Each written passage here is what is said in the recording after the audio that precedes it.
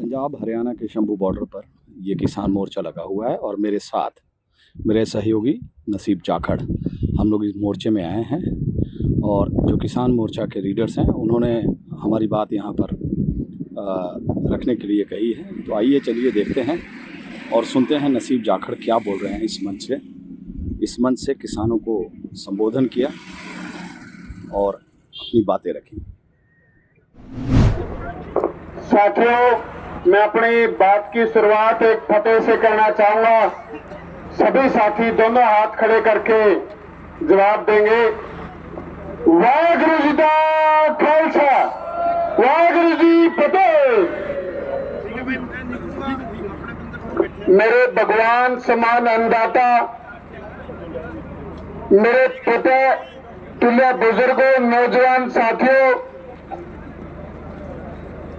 धन्यवाद करता हूं कि सभी संगठनों का इस मंच से बोलने का मौका दिया। 3-4 मिनट ही लूंगा, ज्यादा नहीं। साथियों, आज हमारे को क्यों दिल्ली की तरफ कूच करना पड़ा, क्यों दोबारा से इस संग्रह से ऐलान करना पड़ा? क्योंकि आज से 2 साल पहले मोदी जी ने हमारे को वादा किया था कि आप दिल्ली के बॉर्डर खाली कर दो, हम आपकी समस्या का समाधान कर देंगे, हम एसपी के बारे में भी विचार करेंगे और जो हमारे साथी अंदर जेलों में पड़े उनको भी बाहर निकालेंगे और जो आपकी मांगे उनको पूरा करेंगे। साथियों, आपने देखा होगा इस तरह के लॉलीपॉप जुमलेबाजी हम पहले भी बहुत बार सुन चुके हैं। सत्ता में आने से पहले बहुत वादे किए थे, 15 लाख भी देंगे,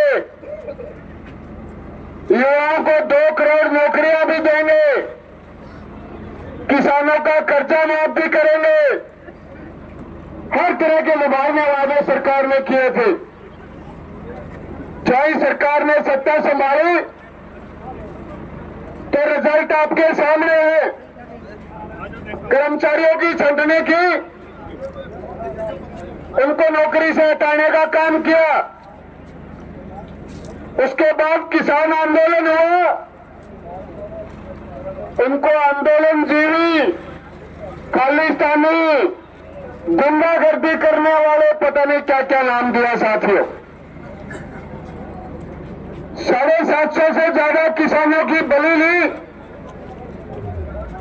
किसी का भाई गया, किसी का बेटा गया, किसी का सवाल गया।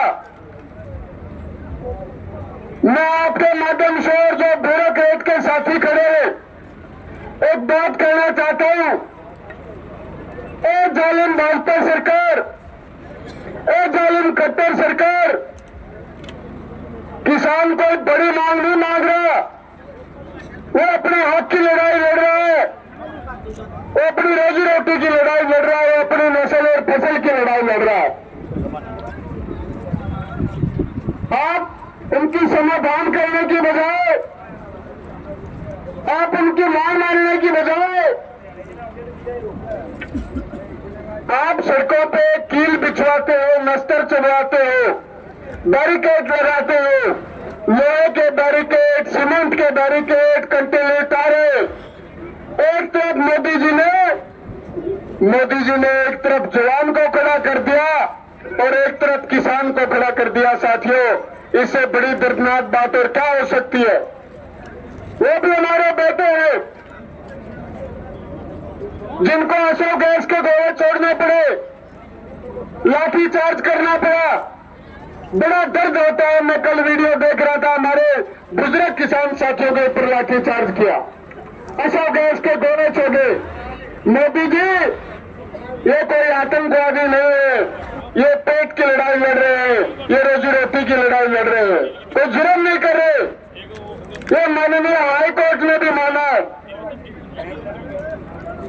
और हरियाणा में तो, क्योंकि मैं हरियाणा से हूं, हरियाणा में खट्टर सरकार ने क्या एक तुगलकी फरमान जारी कर दिया।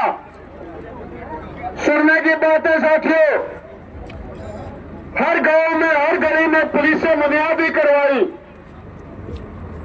और कहा गया कि अगर कोई किसान मोर्चा का जो साथी वहां जाता है अपनी मांगों के लिए तो युवाओं का पासपोर्ट रद्द कर दिया जाएगा। जो पढ़ने वाले बच्चे हैं उनको पेपर नहीं देने दी जाएगी। उनको पकड़ के नौजवानों को अंदर जेल में डाला जाएगा, उन पर मुकदमा दायर किया जाएगा। मैं पूछना चाहता हूं कट्टर की कतारा सरकार से, जालिम इतना जुल्म मत कर। हम एक अपना न्याय मांग रहे हैं आपसे, कोई बड़ा सा कोई सरकारी नौकरी या कुछ नहीं मांग रहे। हम अपनी रोजी रोटी की लड़ाई मांग रहे हैं। और आप हमारे को धमकी देते हो। माननीय हाईकोर्ट ने एक बात मानी है कि आप जो हरियाणा के लिए बैरिकेड लगाए हैं उनको आप खाली कर दीजिए, क्योंकि किसानों का हक है। हर वर्ग का हक होता है साथियों अपनी मांगों के लिए लड़ाई लड़ना। हमारे पास और क्या हथियार है? सरकार के पास तो तोप भी है, असो गैस के गोले भी है, लाठियां भी है, गोली भी है। हमारे पास क्या है? हमारे पास तो हम शांति प्रिय तरीके से अपनी मांग मनवाना चाहते हैं। और सरकार क्या कहती है? कोर्ट के अंदर सरकार का हलफनामा ये दायर हुआ कि किसान उग्र है, वो उग्र दिखाते हैं। मैं बताना चाहूंगा कुछ मीडिया के साथियों से कि कभी कभी तो सच दिखा दिया करे। जो बड़े चैनल है, मैं सबकी बात नहीं कर रहा, बहुत सारे जो बड़े चैनल है वो दिखाते नहीं इस बात को। हम शांति प्रिय बैठे हैं, कहाँ उग्र है? कोई उग्र रूप हरियाणा में नहीं है, पंजाब में नहीं है। शांतिपूर्वक तरीके से बैठे हैं।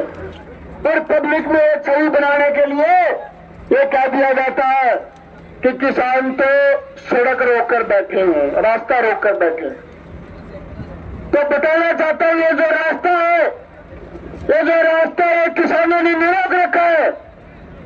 ये रास्ता खट्टर सरकार और मोदी सरकार ने रोक रखा है। आप जाने दीजिए, रास्ता खाली हो जाएगा। जो पहले 1.25 साल से ज्यादा आंदोलन हमारा चला था, आराम से बैठेंगे अपनी मांगे मनवाने के लिए। 6 महीने लगे। एक घंटे में एक किसान और मजदूर फांसी का फंदा लगा रहा है साथियों। सरकारी आंकड़े कर्ज के नीचे दब के जो 2 एकड़ का, 5 एकड़ का, 10 एकड़ का जमींदार है, जो किसान वो कैसे अपनी बेटे बेटी की शादी कर सकता होगा? कहां से इतना पैसा लेके आएगा जो अपना घर बना सके, बच्चों को पढ़ा सके? होता है साथियों गुजारा?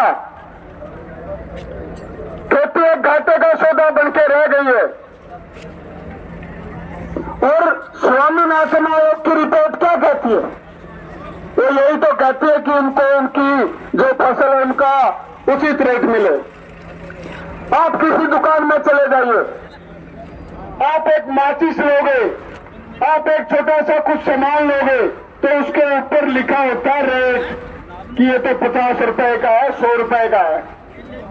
क्या आप किसी दुकानदार को कह सकते हो कि 500 रुपए की चीज है, मैं तो 100 रुपए में लूंगा?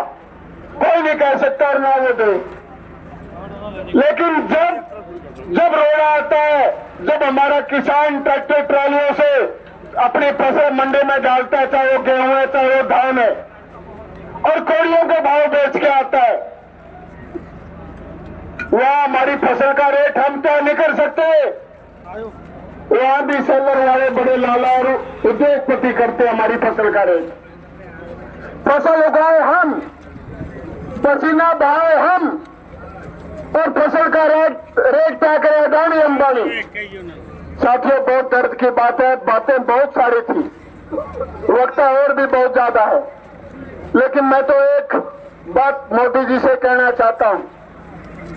ये सरदार वो सरदार है जो अपनी शर्तों कलम करा सकते हैं, लेकिन पीछे हटने का नाम नहीं है। मोदी जी जान लीजिए आज।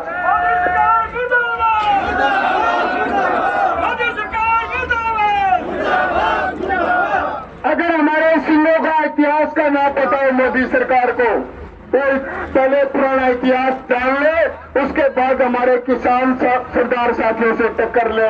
ज्यादा ना मैं कहते हुए 2 नारों की अपील करता हूं।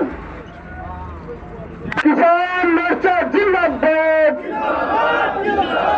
जोर जुर्म की टक्कर में संघर्ष हमारा नारा है। साथियों 2 साल वहां बैठा है, 4था दिन आज है, तो नारेबाजी का जवाब देखिए।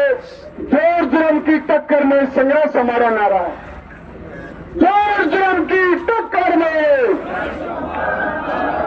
किसान साथी जिंदाबाद, मोर्चा साथी जिंदाबाद, मोदी सरकार मुर्दाबाद, कोहली सरकार मुर्दाबाद। धन्यवाद साथियों। जय संघर्ष, जय किसान एकता जिंदाबाद।